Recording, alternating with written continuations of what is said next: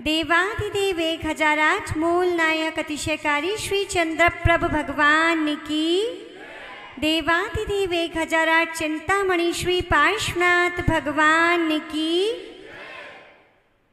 मांगी तुंगी से मोक्ष पधारे श्री राम आदि भगवान की। आचार्य भगवान श्री रविशेन स्वामी की।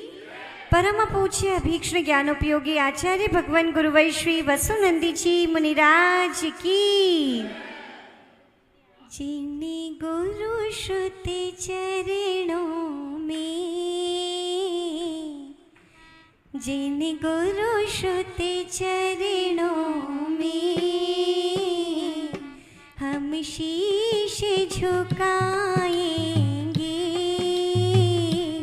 हम शीश झुकाएंगे।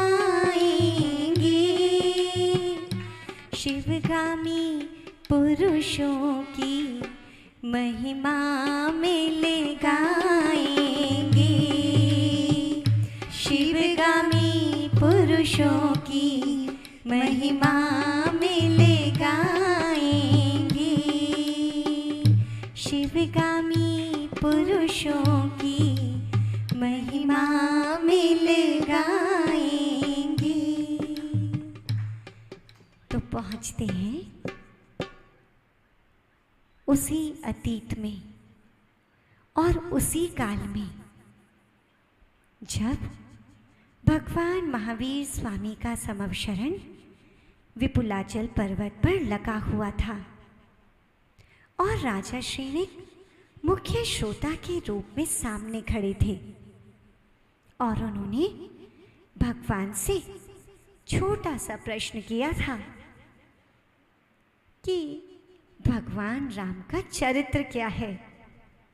प्रश्न तो छोटा था किंतु चरित्र कुछ दीर्घ है, क्योंकि बहुत सारे पड़ाव बीच बीच में आ रहे हैं और बहुत सारे महापुरुष उसी पड़ाव में, उसी यात्रा में उन्हें राम भगवान की जीवन यात्रा के दौरान मिल रहे हैं।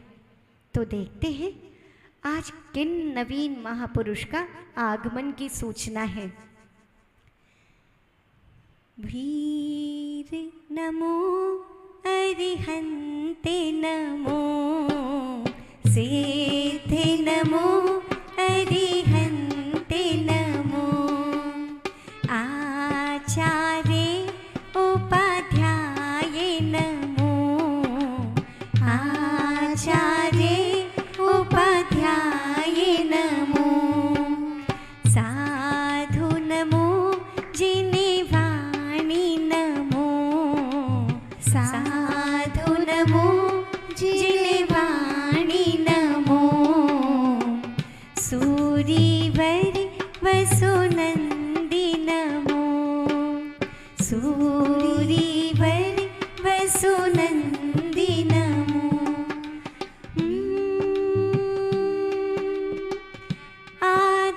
आदित्यपुर नगर सुनामी, नृप प्रहलाद की तुमति रानी, पवन गति तस पुत्र कहाया,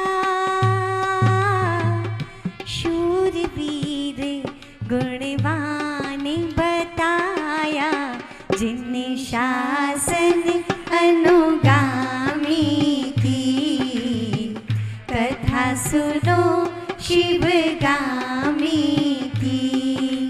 वीर महावीर बोलो जय जय महावीर, वीर महावीर बोलो जय जय महावीर।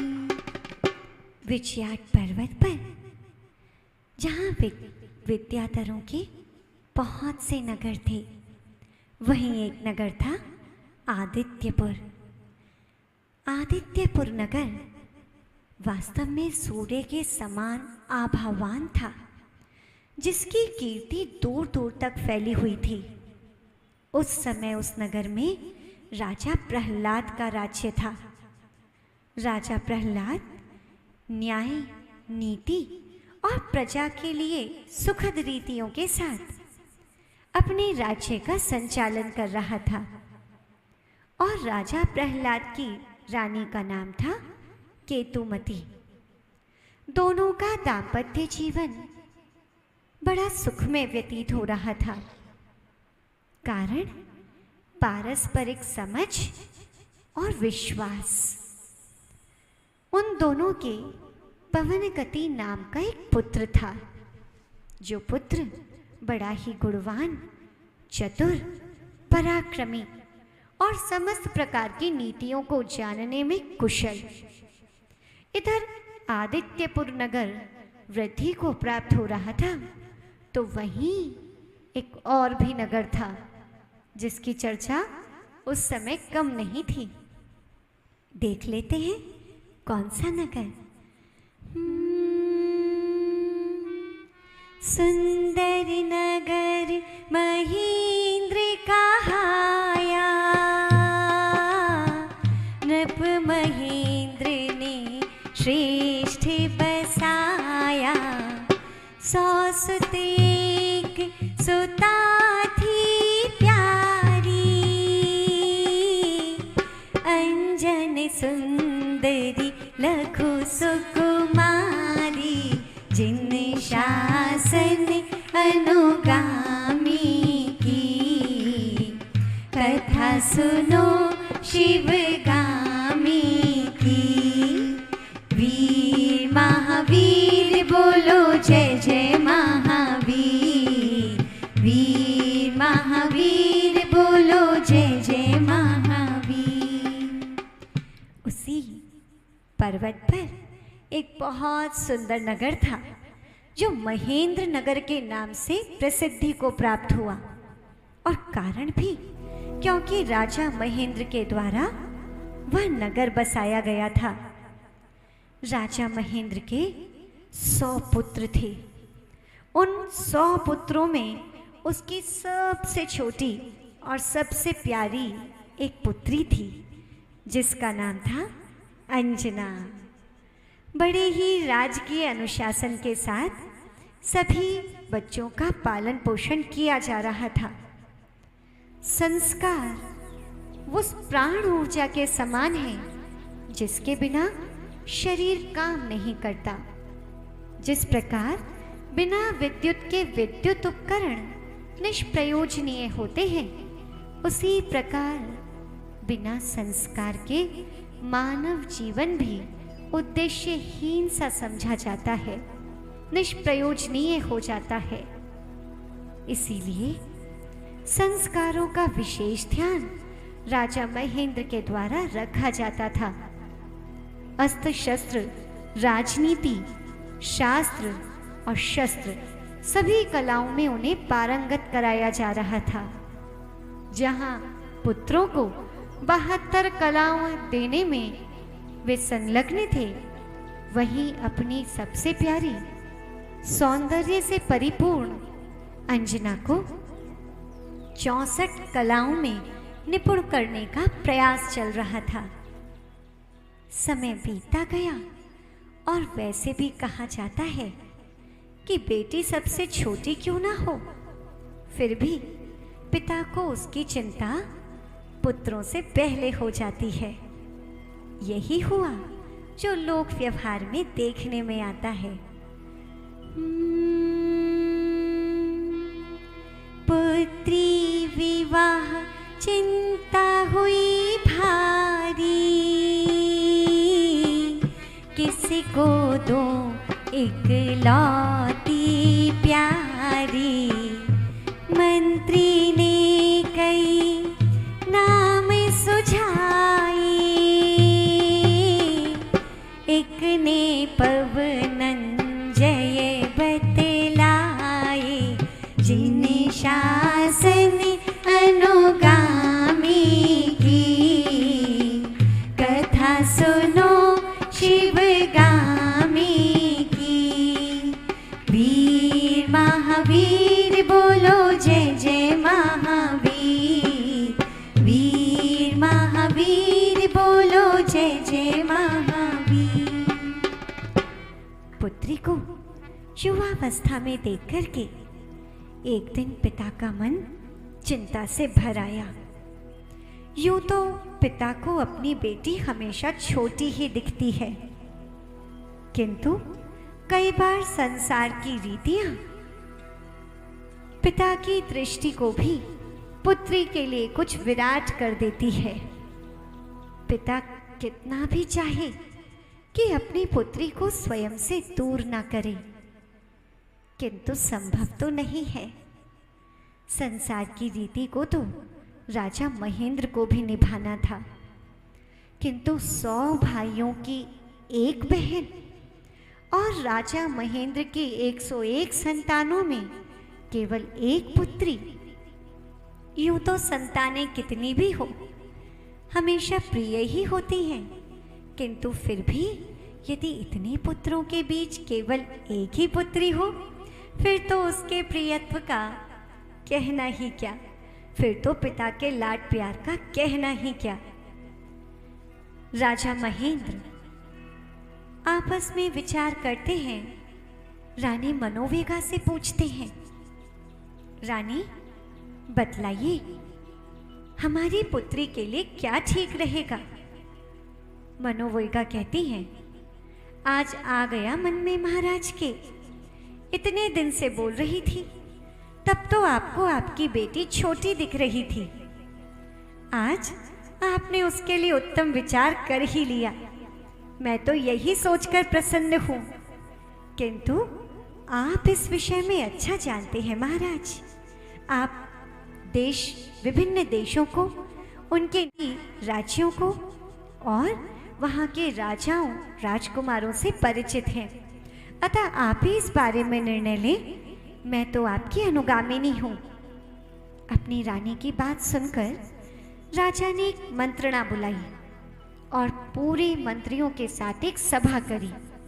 आखिरकार अपनी प्यारी पुत्री किसको दूं? तभी एक मंत्री कहते हैं, महाराज आजकल लोक में रावण बड़ा प्रसिद्धि को प्राप्त हो रहा है। यदि उस रावण के लिए अपनी कन्या दी जाए तो बड़ा श्रेष्ठ होगा। आज तक उसे कोई नहीं हरा पाया। इंद्र जैसे विद्याधर को भी रावण ने परास्त कर दिया।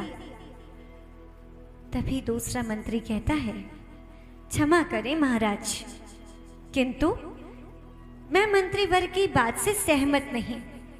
रावण की हजारों रानियां हैं और एक से बढ़कर एक, और सभी अभिमान से पूरित हैं, घमंड से भरी हुई हैं। पता नहीं हमारी प्यारी राजकुमारी के साथ कैसा व्यवहार करेंगी। और वैसे भी रावण देखने में भले ही 16 वर्ष का हो, किंतु है तो उम्र में बहुत बड़ा। नहीं महाराज, फिर तो उनके पुत्रों के बारे में विचार कर लेना चाहिए। इंद्रजीत और मेघवाहन दोनों के बारे में बात चली। तभी तीसरे मंत्री ने कहा, रुकिए महाराज, मैं इससे सहमत नहीं। आप बड़े पुत्र के लिए पुत्री देंगे या छोटे पुत्र के लिए? और लोक में ये बात तो विख्यात है कि जब भी लड़ाई की जड़ बनी है तो कहीं ना कहीं नारी बनी है। कहा भी तो जाता है, झगड़े की जड़ 3। आपने तो पूरा ही कर दिया, यानी जड़ जोरू जमीन, यानी वेल्थ, प्रॉपर्टी, नारी या फिर लैंड, ये सभी झगड़े की जड़ में आती हैं।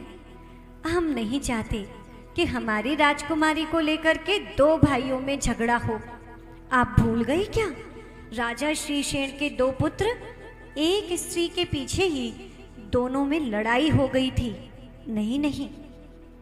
तभी एक मंत्री कहते हैं, महाराज एक राजकुमार है विद्युत प्रभ, बड़ा गुणवान है, बड़ा गांधीर्य से परिपूर्ण है। आप उसकी एक बार सौम्य छवि देखेंगे तो ऐसा लगेगा जैसे विधाता ने अंजना राजकुमारी के लिए ही उसकी रचना की हो। तभी अगले मंत्री कहते हैं, महाराज वास्तव में विद्युत प्रभ राजकुमार बिल्कुल ऐसे ही हैं। किंतु महाराज, मैंने ऐसा सुना है कि 18 वर्ष की आयु में वो दिगंबरी दीक्षा को स्वीकार कर लेंगे, अल्पायुष्क हैं, मोक्ष को प्राप्त कर लेंगे। और अल्पायुष्क के साथ आपकी पुत्री कैसे सुख भोग सकती है? तब कहते हैं कि आदित्यपुर में राजा प्रहलाद का बड़ा गुणवान पुत्र है पवनंजय। अंजना का विवाह उसके साथ ही निश्चित करना चाहिए। राजा को मंत्री की ये बात जम गई और समय बसंत का आ गया। फाल्गुन का महीना था। नंदीश्वर पर्व, आष्टाहने का पर्व चल रहे थे। आष्टाहने का पर्व पर सभी देव तो नंदीश्वर द्वीप की वंदना के लिए जा रहे थे, किंतु ये विद्याधर पहुंच गए।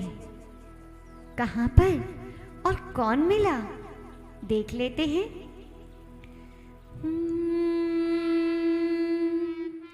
एक बार दोनों ही नृपवर पहुँचे वंदना को अष्टापद। देख परस्पर मने हर्षाया, शादी का प्रस्ताव बढ़ाया। 3 दिवस पश्चात बताया, मुहूर्त सुन जने मने हर्षाया। जिन शासन अनुगामी की, कथा सुनो शिवगामी की। वीर महावीर बोलो जय जोर से, वीर महावीर बोलो जय जय महावीर। इधर से राजा महेंद्र और संयोग की बात, उधर से राजा प्रहलाद अपने पूरे पुरजन परिजन के साथ कैलाश पर्वत पर वंदना के लिए पहुंचे। इधर राजा महेंद्र बैठकर के भगवान की पूजन कर रहे थे और पूजन कर शिलातल पर बैठे ही थे कि सामने से राजा प्रहलाद महेंद्र के समक्ष आकर खड़े हो गए। महेंद्र राजा प्रहलाद को देखकर बहुत खुश हुए और आसन छोड़कर खड़े हो गए। संस्कृति भी तो है, अपने से गुरुजन को आता देख, अतिथि को आता देखकर अपने आसन को छोड़कर खड़ा हो ही जाना चाहिए। यह व्यक्ति की विनम्रता को भी दर्शाता है और उसके शिष्टाचार को भी। अतः शिष्टाचार का पालन करते हुए राजा महेंद्र खड़े हुए और खड़े होकर के एक दूसरे को देखकर ऐसे प्रसन्न हुए जैसे बिछड़े हुए कोई मित्र मिले हों। दोनों ने एक दूसरे का आलिंगन किया और पुनः एक दूसरे की कुशल क्षेम पूछने लगे। और इतने में ही कुशल वार्ता पूछने के बाद राजा महेंद्र कहने लगे, मित्र क्या बताऊं, मेरी एक पुत्री है, बहुत संस्कारित है, किंतु उस पुत्री का विवाह कहाँ करूं ये समझ नहीं आता। रावण, इंद्रजित, अन्य किसी का भी नाम सुहाया नहीं, किंतु मुझे तुम्हारे पुत्र पवनंजय ये नाम बड़ा रुचा। यह बात सुनकर राजा प्रहलाद कहने लगते हैं, अहो मित्र, कितनी हर्ष की बात है, तुमने तो मेरे मन की बात ही कह दी। कौन व्यक्ति अपने परिवार में गुणवंता पुत्र वधू को नहीं चाहता? हर कोई चाहता है कि परिवार में धर्म की प्रेरिका और संस्कारी बहू का ही आगमन हो, जो परिवार समस्त राज परिवार के नियमों को जानती हो, प्रजा के लिए आलंबन बन सके और समस्त कलाओं में निपुण हो, धर्म के मार्ग पर स्वयं चलती हो और दूसरों के लिए भी धर्म की प्रेरिका बने। बस बातों ही बातों में हो गया विवाह पक्का और तभी उसी समय ज्योतिषी को बुलवाया गया। और वाह क्या नियति थी, ज्योतिषी ने भी मुहूर्त निकाला तो 3 दिन बाद का, और 3 दिन बाद विवाह का मुहूर्त है। दोनों ओर जोर शोर से विवाह की तैयारियां शुरू हो गई। किंतु राजसुत वर पवनंजय नहीं पा सका निज मन पर जय। चिंता प्रहसित को बतलाई,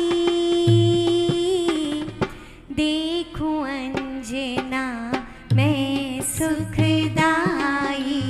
जिन शासन अनुगामी की, कथा सुनो शिवगामी की। वीर महावीर बोलो जय जय महावीर। वीर महावीर बोलो जय जय महावीर। उधर पवनंजय को ज्ञात हुआ कि उसका विवाह राजकुमारी अंजना के साथ पक्का हुआ, तो पवनंजय बहुत हर्षित था। किंतु अंजना के रूप, लावण्य, सौंदर्य के बारे में सुनकर के उसे देखने को लालायित हो उठा। 3 दिन की भी प्रतीक्षा उस पवनंजय से नहीं हुई, और उसने अपनी यह मनोभावना अपने मित्र प्रहसित के सामने रखी। और प्रहसित ने कहा, मित्र, चिंता क्यों करते हो? अभी थोड़ा सूर्य अस्ताचल की ओर चले, फिर तुम्हारी यह मनोभावना भी पूर्ण करा देते हैं। और जब सूर्य अस्ताचल की ओर गया, दोनों मित्र पहुंचे क्षण भर में, राजकुमारी अंजन घर में। छिप खिड़की में तभी निहारी, प्यारी अंजना सुंदरी नारी। पुण्यवानी पति तूने पाया, कह तिलकाने मान बढ़ाया। लज्जित होकर की मुस्काई, मिश्र केशी बोली दुखदाई। विद्युत प्रभ सा श्रेष्ठ न कोई, जो पावे पुण्यवती सोई। सुन पवनंजय क्रोध दिखाया, अंजन का मन समझ न पाया। जिन शासन अनुगामी की, कथा सुनो शिवगामी की। वीर महावीर बोलो जय जय महावीर। वीर महावीर बोलो जय जय महावीर। और हुआ ये कि सूर्य के अस्ताचल की ओर जाते ही दोनों मित्र पहुंच गए अंजना के महलों की ओर। और शीघ्र जिस 7वें खंड पर बैठ करके अंजना के विवाह के पूर्व के कुछ उत्सव चल रहे थे, जहां पर उसकी मित्र, उसकी सखियां उसे घेर कर बैठी हुई थीं, उसी 7वें खंड पर प्रहसित और पवनंजय छिप करके पहुंच गए। और झरोका, जहां पर बहुत सारे मोती झालर लटके हुए थे, जिसमें से वो अंदर तो आसानी से देख सकते थे, किंतु अंदर वालों की नजर उन पर बड़ी मुश्किल से ही पड़ पाती। ऐसे झरोके में बैठकर पवनंजय अंजना को देखने लगा। वास्तव में अंजना का सौंदर्य तो ऐसा ही है। नहीं नहीं, ऐसा नहीं, जैसा सुना था उससे भी बहुत अनुपम है।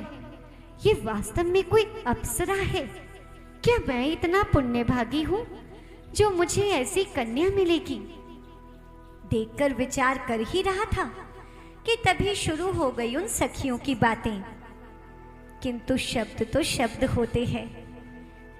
शब्द व्यक्ति को जोड़ भी देते हैं और शब्द युद्ध का कारण भी बन जाते हैं। द्रौपदी के वो शब्द ही तो थे। अंधों के अंधे ही होते हैं। और उन्होंने कर दी महाभारत की रचना। और किसी के प्रेम प्रसंग, प्रेम भरे शब्द लोगों को जोड़ने में और विनम्रता से परिपूर्ण हो तो उन्हें झुकाने में भी समर्थ होते हैं। इधर बसंत तिलका अपनी सखी से कह रही थी, अहो अंजना, तुम तो बहुत पुण्यशालिनी हो, बहुत सौभाग्यवती हो, जो तुम्हें ऐसे गुणवान पति की प्राप्ति हुई। जो राजा महेंद्र ने ऐसा पति तुम्हारे लिए निश्चित किया है। मैंने तो उसके पराक्रम, उसके साहस के बारे में बहुत सुना है। मैं तो बहुत प्रसन्न हूँ। और सच कहूँ, तुम भी प्रसन्न हो ना? किंतु अंजना अपनी सखी की बात सुनकर के शर्मा गई और शर्मा करके नीचे मंद मंद मुस्काने लगी। इतनी ही देर में मिश्र केशी जैसे मानो उसके जीवन में कोई तूफान बनकर के आई हो, कहने लगी, तुम भी क्या बात कर रही हो बसंत? अरे क्या तुमने विद्युतप्रभ का नाम नहीं सुना? वो राजकुमार विद्युतप्रभ जो साहस का पुतला है, शौर्य और पराक्रम जिसमें कूट कूट कर भरा है, और धर्म का प्रतिबिंब ही उसे समझो। यदि उसके साथ अंजना का विवाह होता तब मैं कहती ये पुण्यवती है। अभी कहने से क्या लाभ? कहाँ सागर और कहाँ वो पवनंजय मानो गोखुर में भरा हुआ पानी। कहाँ विद्युतप्रभ मेरू की तरह और कहाँ वो पवनंजय सरसों। इतनी बात सुनी किंतु अंजना इस पर कुछ बोल नहीं पाई। इधर पवनंजय ने जब ऐसा सुना तो सुन करके उसका क्रोध आपे से बाहर चला गया। वह अपने आप में नहीं रहा, म्यान से तलवार निकाल ली। अभी इन दोनों स्त्रियों का यहीं पर वध करता हूं। ये पर पुरुष आ सकता है, ये पर पुरुष को चाहती है और विवाह मेरे साथ। यदि इसने मुझे चाहा होता तो कम से कम अपनी सखी का विरोध किया होता।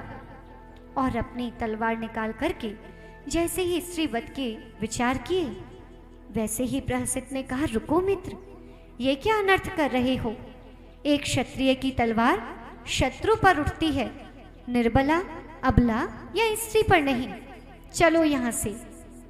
पवनंजय और प्रहसित वहाँ से लौट आए, किंतु उस रात्रि पवनंजय को नींद नहीं आई। वह सो नहीं पा रहा था। मन एक ही बात से आकुल व्याकुल था कि यदि अंजना किसी और को चाहती है तो वह मुझसे विवाह क्यों कर रही है? उसे कोई अधिकार नहीं विवाह करने का। अब तो मेरा यहाँ रहना भी कठिन है। उसके शरीर से संस्पर्शित वायु भी यदि आकर मेरे शरीर को स्पर्श कर रही है तो वो मुझे चुभ रही है। मुझे इस वातावरण में श्वास नहीं आ रही। रात्रि जैसे तैसे व्यतीत हुई और सुबह शंख ध्वनि भेरी बजवाई, वापस जाने को फिर भाई। महेंद्र संग तस पितु ने रोका, पितृ माने हितु पुत्र था लौटा। जिन्ने शासन अनुगामी की, कथा सुनो शिवगामी की। वीर महावीर बोलो जय जय महावीर। वीर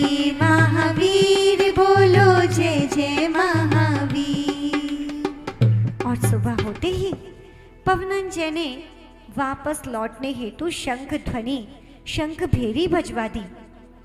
लौटने की शंख ध्वनि सुनकर सब अचंभित हो गए और अंजना की दशा तो कही नहीं जा सकती थी। क्या हुआ? वो लौट क्यों रहे हैं? पिताजी, उन्हें लौटाकर लाओ। सखी, यदि पवनंजय लौटकर नहीं आए तो मेरे प्राण शरीर में ठहर नहीं सकेंगे। मुझसे कौन सा अपराध हुआ?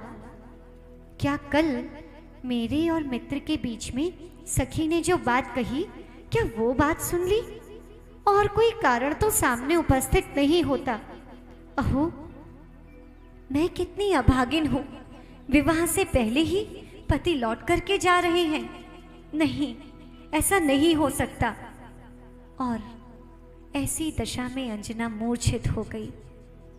इधर राजा महेंद्र जाकर के राजा प्रहलाद से मिलते हैं, किंतु राजा प्रहलाद को भी सारी बात कहाँ पता थी।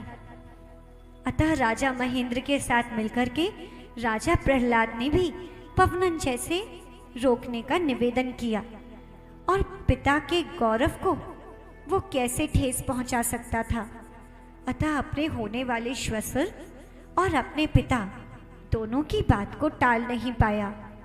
पवनंजय लौट आया, किंतु पवनंजय किस मन से लौटा, यह बात ना तो अंजना को पता थी, ना प्रहलाद को और ना राजा महेंद्र को। वो बेचारी अंजना तो बहुत खुश हो रही थी कि पवनंजय लौट आए और दोनों का विवाह भी निश्चित समय पर हो गया। किंतु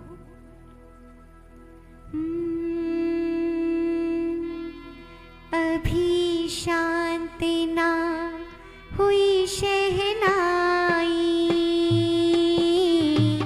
त्यागी अंजना पवन निभाई। हाय अकारण क्रोध हुआ था, दुख वियोग ने तीव्र छुआ था। जिन शासन अनुगामी की, कथा सुनो शिवगामी की। वीर महावीर बोलो जय जय महावीर। वीर महावीर बोलो जय जय महावीर। और अभी तो घर पर आए ही थे, अभी तो शहनाइयां बज भी रही थी, अभी सब स्वागत हो रहा था। अभी अंजना ने अपना महल देखा भी नहीं था। अभी वह पुत्र वधू बनकर के महलों में ढंग से आतिथ्य को प्राप्त भी नहीं कर पाई थी। और इधर पवनंजय ने अंजना के त्याग की घोषणा कर दी। अहो, अंजना तक जब यह समाचार पहुंचा तो उसे विश्वास ही नहीं हुआ। क्या?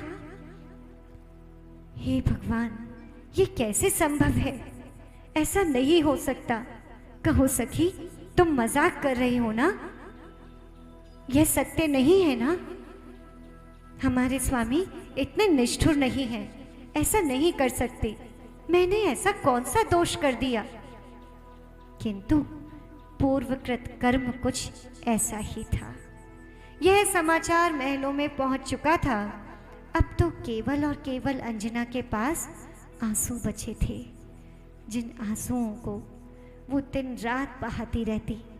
कभी उसकी सखी समझाती तो कहती कि इन आंसुओं का रुकना तो तभी संभव है जब मेरे अंतरंग में इतना शुष्कपना आ जाए कि आंसू बनने बंद हो जाए।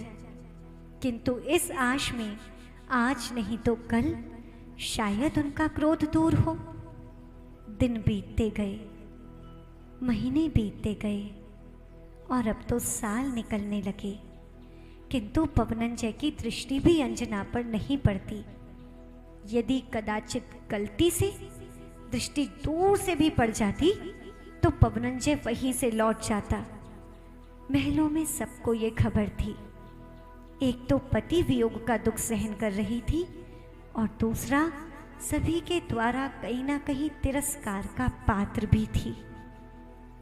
इस प्रकार दुख को सहन करते हुए वर्षों बीत गए और वर्षों बीतने पर एक बार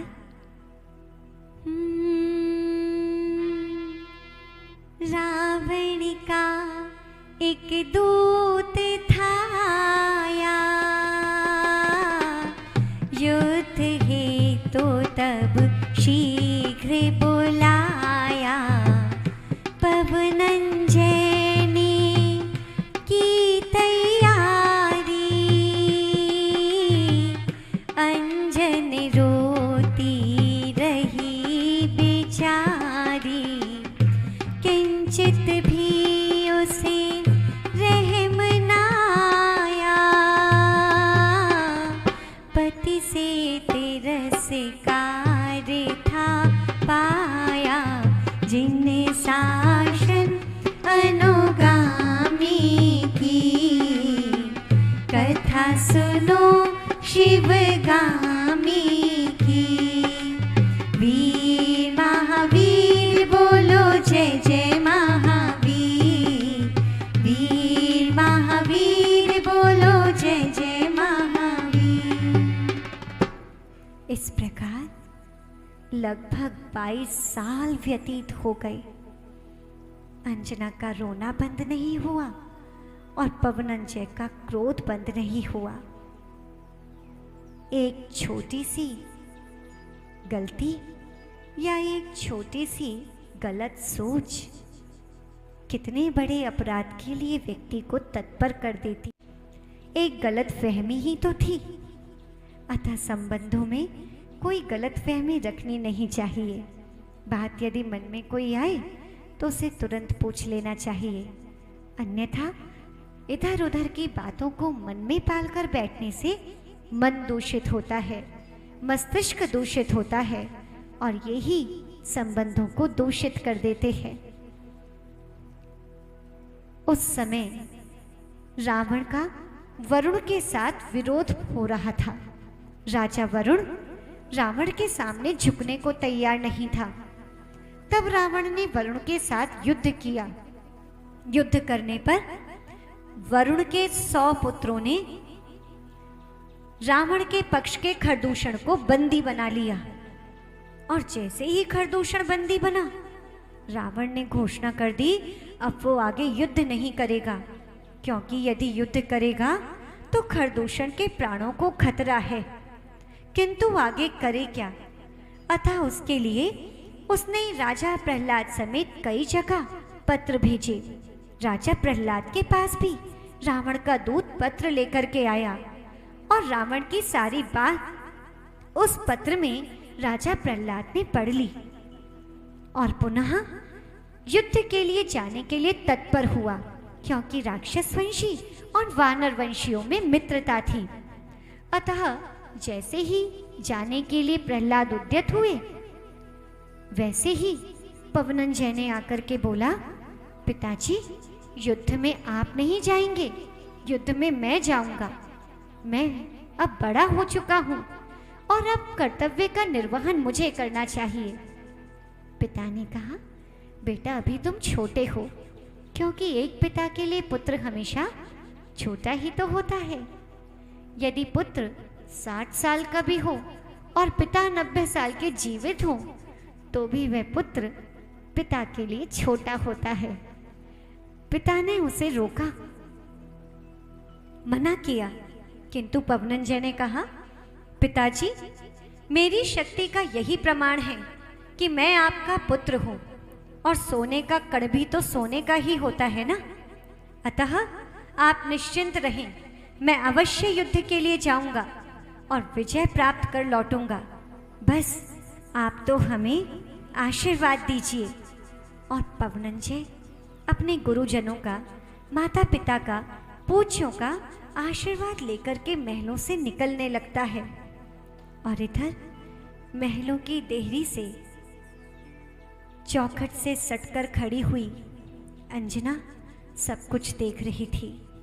चेहरे पर मालिन्य भाव था, प्रसन्नता होती भी कैसे, उसकी प्रसन्नता का रहस्य ही पवनंजय था, जो उसके पास था नहीं। वह पवनंजय के समक्ष आती है। पवनंजय कहता है, हट निर्लज्जे, तुझे सामने आने का किसने अधिकार दिया? जब मैं तुझे देखना ही नहीं चाहता तो आज सामने क्यों आई? इतने कठोर और कर्कश शब्द सुनकर के अंजना कहती है, स्वामी, आज जब आप युद्ध के लिए जा रहे हैं, आपने 22 वर्ष तक मुझसे कोई संवाद नहीं किया, आप मेरे समक्ष नहीं आए, किंतु आज तो आप सेवकों के सामने होकर जा रहे हैं, सेवकों से भी बात करके जा रहे हैं। कम से कम मुझसे 2 शब्द बोल जाइए, मैं वरना किसकी आस से जीऊंगी? मेरा ये शरीर अभी तक प्राण युक्त मृत के समान है, किंतु अब वास्तव में प्राणहीन हो जाएगा। किंतु पवनंजय को उस पर थोड़ा भी तरस नहीं आया और क्रूर शब्द कहते हुए, उसे ताड़ना देते हुए वहां से निकल गया। पवनंजय तो निकल गया, इधर अंजना जो मूर्छित होकर गिर गई, जिसकी भाग्य में शायद पिछले 22 वर्षों से आंसू ही थे, आंसू बहाती रही। और पवनंजय युद्ध के लिए निकल गए। समय पूर्णता की ओर है, आगे क्या हुआ उसको कल देखेंगे। आज के लिए इतना ही। बोलिए परम पूज्य आचार्य गुरुवर श्री वसुनंदी जी मुनिराज की। वीर महावीर बोलो जय जय महावीर, वीर महावीर बोलो जय जय महावीर, वीर महावीर बोलो जय जय महावीर, वीर महावीर बोलो जय जय महावीर। जोर से बोलना है और सबको बोलना है, और जब तक नहीं बोलेंगे तब तक बोलते रहना है। वीर महावीर बोलो जय जय महावीर, वीर महावीर बोलो, वीर महावीर बोलो जय जय महावीर, वीर महावीर बोलो जय जय महावीर। वर्तमान जिन शासन नायक भगवान महावीर स्वामी की, मांगी तुंगी से मोक्ष पधारे श्री राम आदि भगवान की।